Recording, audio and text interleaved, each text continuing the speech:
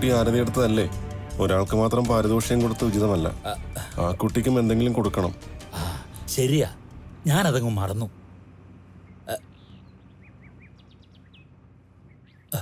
വിഷ്ണു, നീ പെട്ടി തുറന്ന് അതിഞ്ഞെടുത്തേ.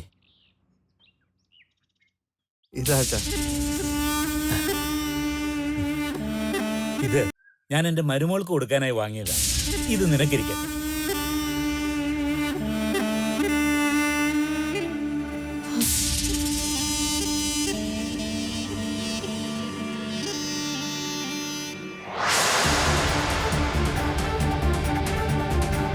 സർ,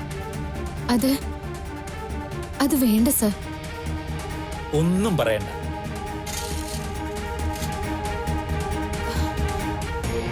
ഇനി കയറാവല്ലോ അല്ലേ? അകത്ത് കയറാം.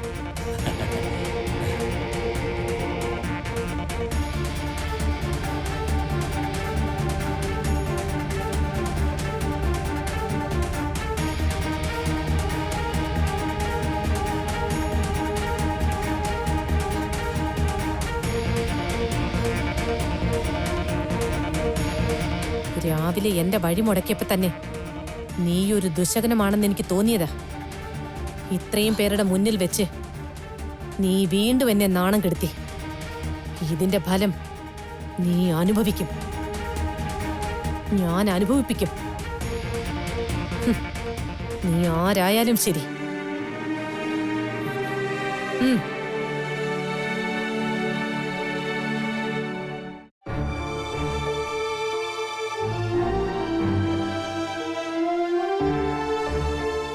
മോളെ,